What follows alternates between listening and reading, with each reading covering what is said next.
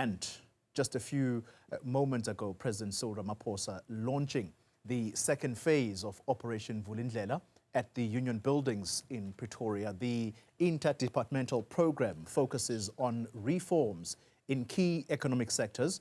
This is to boost economic growth. Now, the first phase was launched back in 2020. Let's speak now to Newzroom Africa's Ziyanda Ngcobo, who is at the Union Buildings this hour. Ziyanda, good evening to you. Key points that President Ramaphosa made there today as he launched this second phase.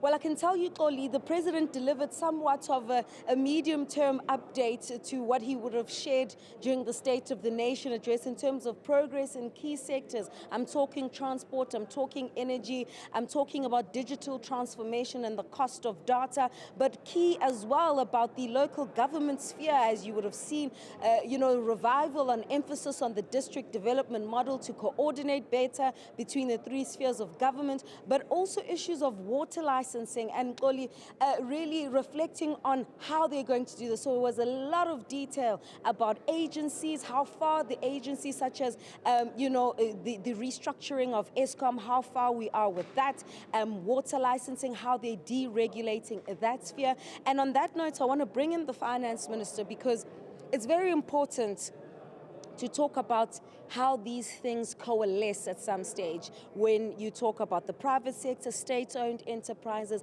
and the government, and it's precisely why it's living within the National Treasury and the Presidency. However, you could also argue that you are babysitting departments that should know what they're doing. No, it's not a babysitting. Structural reforms by their nature are challenging, and in most cases, people resist structural reforms. That's why you have got to make sure that the office, the APEC office in the form of the President, leads those structural reforms so that departments, while they themselves are actually the one who are making the changes, but the clear oversight of the President is available. The President also did reflect on the culture of, people wanting to hog their spaces, so to speak. In the first phase, what were some of the challenges that you managed to overcome in dealing with such a culture where, issuing of water licenses, integrating, for instance, the government's digital infrastructure to make it easy to apply for an ID? What has been done from a cultural conscientization, but also a general day-to-day basis on the part of civil servants to improve services? The Operation Vulindlela under the leadership of the President has been able to nudge departments to understand the different culture of doing business in government. Not in the same old way people have been doing business. We've got to change. That's what structural reforms is about. So the availability of the President to be able to help and nudge department to change that culture has been a useful starting point, and it has paid dividends.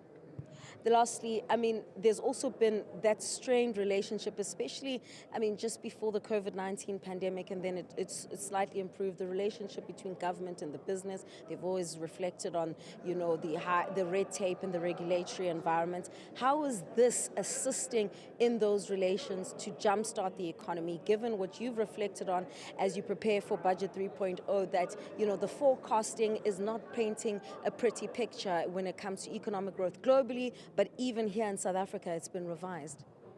The good thing has been that in the South African context, through the President, we've always been working together with business in dealing with these structural reforms. For instance, NECOM worked together on the electricity side with business, providing their own skills base to help in there.